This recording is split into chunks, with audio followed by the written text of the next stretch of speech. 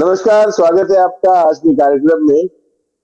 आज दिन भर राजनीति से ज्यादा राजनीति पर अदालतें हावी रही पूरे देश में।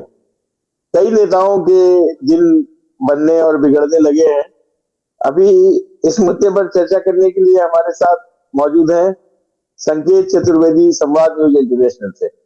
संकेत, स्वागत है आपका आज के कार्यक्रम में।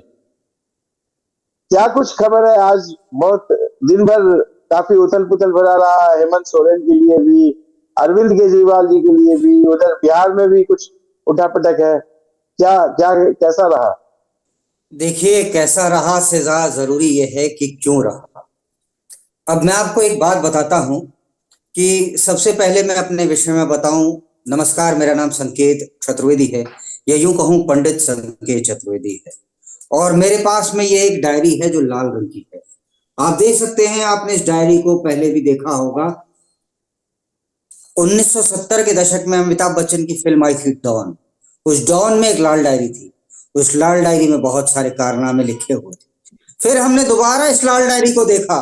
हमने देखा जब राजस्थान में अशोक गहलोत का शासन था, तब भी कहा एक लाल डायरी एक उसमें रखी है तिजोरी में, और उसमें बड़े सारे नाम हैं लोगों के। तो वैसी ही एक लाल डायरी आज मैं लेके आया हूँ, और इस तो वो लाल तो डायरी में छोटी सी 3 लोगों डायरी के थी, नाम हैं। बिल्कुल इतनी सी डायरी थी वो। आपने एकदम बिल्कुल ये तो पोथी पत्रा साइज की डायरी रख दी है। वो तो छोटी सी डायरी थी, वो अमिताभ बच्चन ने जेब में रखी थी। अरे साहब, उस टाइम पे लोग तो भी शरीफ थे। आप 70 की बात कर रहे हो, मैं अभी की कर रहा हूँ। वो जैसा वो डायरी बॉम्बे से लेकर के राजस्थान पहुंची, तब भी उसका साइज बड़ा हो गया था। अब 3 राज्यों की बात है तो भैया साइज तो बढ़ेगी साहब, बड़ा मैं क्या कर देखना सकता पड़ेगा। हूँ इसमें। इस वाली डायरी में 3 लोगों के मुख्यतः नाम हैं, जिनका दिन आज बना, जिनका दिन आज बिगड़ा। बना कम, बिगड़ा ज्यादा। अब जो कुछ भी है, इन तीन लोगों के विषय में मैंने इनकी जन्म पत्रियां देखी। जैसा कि मैंने आपको बताया है, मैं पंडित संकेत चतुर्वेदी हूँ। तो मैंने जन्म पत्रियां देखी इन तीनों लोगों की, हेमंत सोरेन की, अरविंद केजरीवाल की, और अपने बिहार वाले भैया तेजस्वी यादव की। तो इन तीनों की जन्म पत्री देखने के बाद मुझे पता लगा है, और अगर आपकी जानकारी हो इनके किसी सहयोगी से, तो इन तीनों को बताइएगा कि आपके ग्रह नक्षत्र खराब चल रहे हैं। शनि की 7.5 है। सोचो पिछले दिन कुछ कितने बढ़िया गुजरे थे तीनों के। आप देखिए, मैं मतलब बातें यूं ही नहीं करता। आप सोचिए तीनों के कितने बढ़िया दिन गुजर रहे थे, और अब क्या दिन है। बिहार वाले भैया कह रहे थे मैं सबको नौकरी दे रहा हूं, ये नौकरी वो नौकरी, जिसको चाहिए वो लेता है नौकरी, आओ जमीन दो नौकरी पाओ। अब बेचारे खुद नौकरी से बेघर हैं। और तो और, जिनके राज में उप मुख्यमंत्री थे, ऐसा लग रहा है उनसे बस गाली गलौज करने की देरी रह गई है। बाकी सब कुछ जाने क्या क्या गिरगिट और दोगला सांप, जाने क्या क्या जो कुछ बोला जा सकता था वो बोल चुके हैं। अगर आप ट्विटर पे देखें उनकी बहन के डायलॉग्स वगैरह। अब दूसरे थे, उनके भी दिन काफी अच्छे थे। 7.5 लगने से पहले केजरीवाल साहब, वो ऐसा लगता था कि उनका नाम तो स्वयं महाराजा हरिश्चंद्र अपने छाती पे गुदवा के आए थे। उन्होंने भी टैटू बनवा रखा था महाराजा हरिश्चंद्र ने उनके नाम का। वो जिसको मर गया उसको, ये करप्ट है, वो करप्ट है, वो करप्ट है, वो करप्ट है। आज देखिए हालात क्या है। जिस मामले में उन्होंने कहा हमारे विधायकों को खरीदने की कोशिश करी थी भारतीय जनता पार्टी के नेताओं ने, और नेताओं ने भी नहीं, वो तो डायरेक्ट मोदी जी पे पहुंच जाते हैं, बीच में रुकते भी नहीं। कई प्रकार के ईमानदार होते हैं, ये तो अल्ट्रा ईमानदार हैं। इनसे ज्यादा ईमानदार कुछ है नहीं। अल्ट्रा चमकदार ईमानदार, जैसे डिटर्जेंट में आता है ना, व्हाइट हो, व्हाइट प्लस हो तो टाइट प्लस हो, वैसे ईमानदार हो तो अरविंद केजरीवाल जैसा हो। बाकी और कोई है ही नहीं बीच में, सिर्फ यही है। अब इनसे कहा गया भैया तुमने आरोप लगाए थे कि हमारे विधायकों को खरीदने की कोशिश करी जा रही है, मेरी सरकार को घेरने की कोशिश करी जा रही है, आओ नाम तो लिखवा दो। सुबह से दिल्ली पुलिस की क्राइम ब्रांच की टीम बैठी हुई है बाहर। ये बेचारे घर के बाहर ना तो ये निकल ले, ना आतिशी मार लेना वो फारतिशी सिंह जो है, जो भी है वो निकल रही।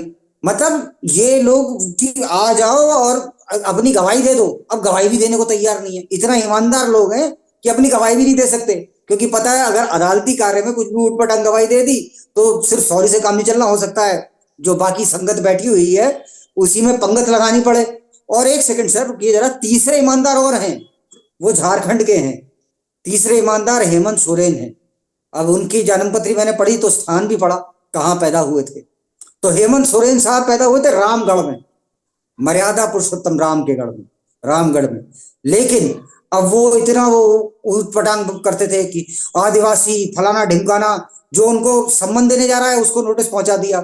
और मेरे जानकारी के अनुसार शायद ये पहले ऐसे व्यक्ति हैं जो मुख्यमंत्री रहते हुए अरेस्ट हुए हैं। ये बात और है, मतलब पहले तो इन्हें पकड़ा, मुख्यमंत्री थे, उसके बाद में इन्हें ले जाया गया राज्यपाल के पास में। वहां पे गवर्नर साहब ने कहा हाँ भाई कैसे, उन्होंने कहा साहब केस में पकड़ा, उन्होंने कहा अच्छा अच्छा, तो इनने फिर उसके बाद रिजाइन करा। तो ये पहले से मुख्यमंत्री हैं, मतलब इन्होंने कीर्तिमान रचे हैं। कि 10 नोटिसों को जवाब नहीं दिया तो भगोड़े हो गए, तो ऐसा भी कीर्तिमान है। लेकिन आज जो मुझे एक विचित्र बात दिखी, आम आदमी पार्टी ने अपने वेबसाइट पर, अपने एक हैंडल पर एक वीडियो अपलोड किया जिसमें नोटिस दिए गए अधिकारी से उनका एक कोई प्रवक्ता है वो बात कर रहा है। और शुरू में तो बहुत गर्मा गर्मी बात की कि आप किस कानून के तहत इनको नोटिस नहीं दे रहे हैं, इनको अधिकारियों को नोटिस क्यों नहीं सौंप रहे हैं। और वो पुलिस वाला बोल रहा था कि नहीं मैं आपसे मीडिया में बात नहीं करूंगा, मैं भीतर बात करूंगा जो असली बात है। आपको हाथ में देना है, जवाब नहीं दे सकता सर। नहीं तो आप दीजिए ना। आप किस कानून, आप कानून की धारा बता दीजिए। लेकिन उस वीडियो के अंत में देखिएगा कि वो आदमी भागता हुआ, मतलब प्रेस वाले उनके पीछे पीछे दौड़ रहे हैं और वो भागे जा रहा है, भागे जा रहा है। अब ये बताइए कि जो आरोप लगाए गए, अरे इंक्वायरी जो आरोप लगाए जा रहे हैं, जो आरोप लगाए गए भाई साहब, जो आरोप लगा रही है, तो एक उनके अपने एक सैंडल पर उनका तो पीस काट देना चाहिए था उनको, अगर उन्हीं की बेइज्जती हो रही है। एक दूसरी बात जो मुझे लग रही है कि दिल्ली पुलिस के वास्तव में ऐसा कोई नियम नहीं है कि आप हाथों हाथ वो दीजिए, नोटिस दीजिए। तो मुझे जो लगता है कि दिल्ली पुलिस कहीं उनको हाथ पकड़ के खींच के ले नहीं जाती। और तीसरा जो मुझे एक वो लग रहा है कि ये आतिशी मरलेना को ये फंसा रहा है, ये जो केजरीवाल साहब है, ये धीरे धीरे अब ये आतिशी पर 2 लोगों को फंसा चुके, संजय सिंह, ये मनीष सिसोदिया। हालांकि वो जैन तो अपने चक्कर में फंसे हैं, वो इतने महत्वाकांक्षी नहीं थे, लेकिन 2 महत्वाकांक्षी लोगों को तो ये निपटा चुके हैं। अब ये तीसरी का चक्कर चल रहा है कि ये किस्सा बन रहा है कि ये खुद बनेंगी मुख्यमंत्री, इस दौड़ में है। तो मुझे लग रहा है कि ये आतिशी मरलेना को ही निपटाने के चक्कर में है, और इस बार आतिशी मरलेना का नंबर है केजरीवाल से पहले। महत्वाकांक्षाएं, आपने कहा कि सत्येंद्र जैन बहुत महत्वाकांक्षी नहीं थे। महत्वाकांक्षाएं तो इनमें से सबकी हैं। सीएम बनना हर किसी के दिल की तमन्ना है। रास्ते अलग अलग हैं, दूरियां अलग अलग हैं, तो जितनी दूरी होती है आदमी उसी हिसाब से अपना एंगल बनाता है साइट का, कि अभी पहले यहां तक जाना है, फिर आगे जाना है, फिर आगे जाना है। तो तीनों लोग अलग अलग एंगल्स पे खड़े हुए थे, मगर जो अभी सबसे बड़े हाइट हैं ड्रामे की, वो साहब सबसे ऊपर खड़े हुए हैं। वो अपने इतने ऊपर खड़े हैं कि वो शीश महल के बाहर ही नहीं निकलना चाह रहे। अच्छा साहब, धरना प्रदर्शन भी खूब हुआ। धरना प्रदर्शन इन्होंने, दोनों का एक ही रोड पे ऑफिस है, अगर आप जा करके देखेंगे दीनदयाल उपाध्याय मार्ग पे बीजेपी का भी ऑफिस है, और डीडीयू मार्ग पे टुवर्ड्स आईटीओ ऑफिस इनका आम आदमी पार्टी का भी है। ये सोच ये रहे थे कि ये वहां से शुरू करके ये जाएंगे टुवर्ड्स बीजेपी हेड ऑफिस, लेकिन इन्होंने देखा कि जितने कार्यकर्ता या प्रदर्शनकारी नहीं है, उससे ज्यादा तो पुलिस वाले हैं। 100 नहीं आए थे लोग वहां पे, 100 आदमी। ये दर्शाता है कि कितने लोग हैं जो इन्हें सुनते हैं, जो इन्हें सुनना चाहते हैं। तो अब जैसे आप कह रहे थे कि इस प्रदर्शनकारी कह रहा था कि कैसे आप दे सकते हैं हमारे नेताजी को नोटिस। अरे यार, who the hell are you? मैं तो सिंपल सा क्वेश्चन कर रहा हूं, who the hell are you? जज, jury, executioner, all by yourself? तो ये न्यूसेंस क्रिएटिंग लोग हैं, and very frankly I would call them as, देखिए इडियट नहीं कहूंगा क्योंकि इडियट का तो अर्थ वो हो गया जो दिमागी रूप पे कमजोर हो। अगर इडियट कहूंगा तो उसमें ये हो जाएगा दिमागी रूप पे कमजोर नहीं, ये शातिर है, बहुत बड़े शातिर है। शातिर यार, बिल्कुल शातिर। ये लोग शातिर हैं और इन्हें सजा भरपूर मिलनी चाहिए। ये जनता को जिस प्रकार से मूर्ख बनाते आए हैं, इतना मूर्ख तो मतलब शायद आई एम सॉरी टू से, लेकिन अब तक किसी ने नहीं बनाया।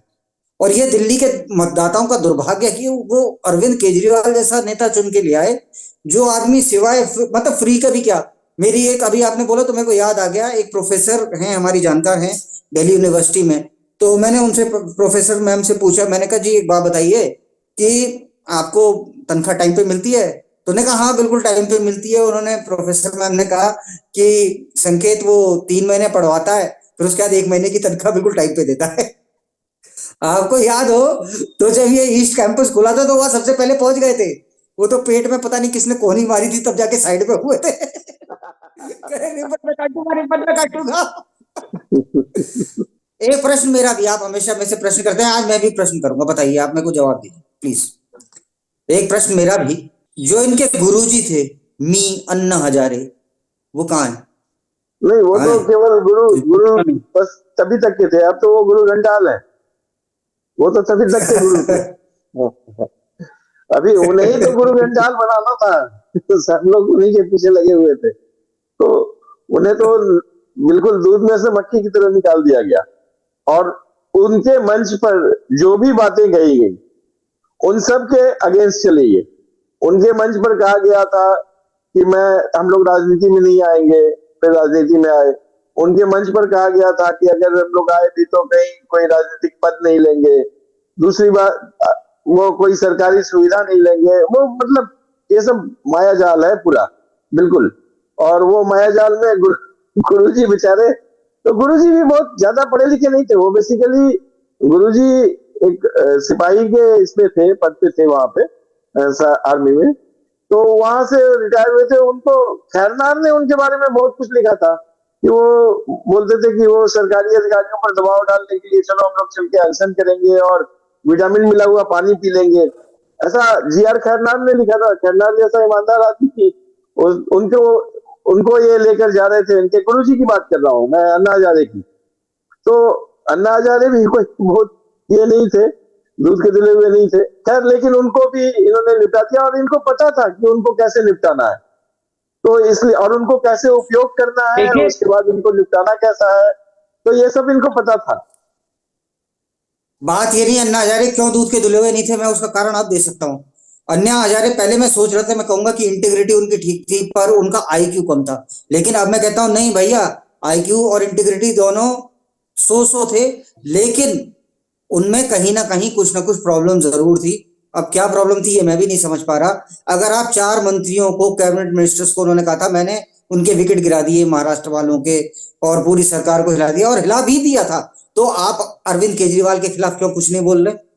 आप बोलिए ना, झूठा है। अब आप शांत क्यों हैं? क्या आपने तब भारत की जनता को धोखा दिया था, या अब आप शांत रह करके स्वयं को धोखा दे रहे हैं? तो स्वयं को धोखा देना बंद करिए अन्ना हजारे जी, खड़े होकर के कम से कम बोलिए अपने इस नालायक शिष्य के खिलाफ।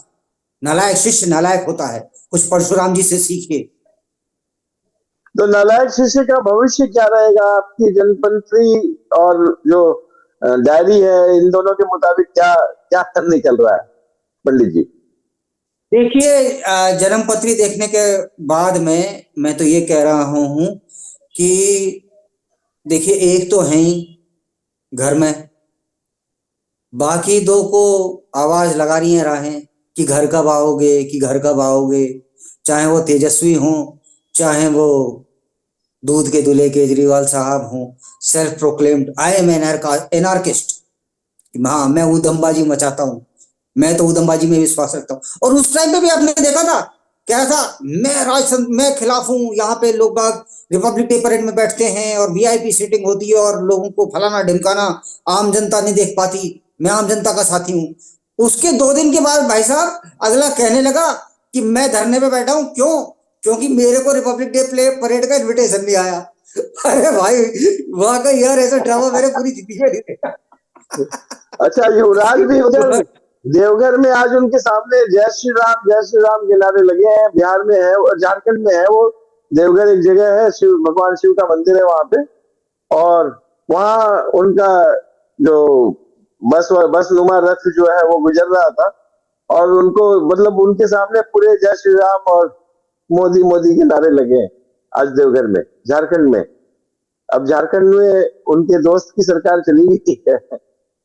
देखिए साहब, सरकार तो जनता होती है, सरकार किसकी बनेगी ये जय श्री राम के नारों ने, उस नारे के आगाज ने इन्हें इनका अंजाम बता दिया है। बखूबी बता दिया है। ऐसा नहीं कि ये नहीं समझ पा रहे, बिल्कुल ये समझ रहे हैं। और देखिए, मैं आपको एक बात और बताता हूँ, ममता बनर्जी क्यों इनके एंटी हो गई? Because she is a shrewd politician and a seasoned campaigner. तो ममता बनर्जी जानती थी कि अभिषेक बनर्जी का भी नाम है यही भ्रष्टाचार के मुकदमे में, इसलिए वो शांत हो गई। उनने कहा, तुम्हारी रथ यात्रा गई साली भाड़ में, यहाँ पे नौटंकी अपनी बंद करो, बहुत हो गई तुम्हारी ड्रामेबाजी। तो क्या करें, देखो भाई, खून खून को बुलाता है। भतीजे की वो बुआ है, क्या करें बेचारी बुआ, करना पड़ता है परिवार के लिए, क्या क्या उन्होंने नहीं करा। हालांकि देश के लिए कुछ करा ना करा हो, लेकिन परिवार के लिए तो करा ही है। खैर, अंत में मैं इन तीनों महानुभावों की जन्मपत्री देखने के बाद में इस लाल डायरी में से पढ़ के बताना चाहता हूँ, जो इनके मतलब भविष्य में निकला है।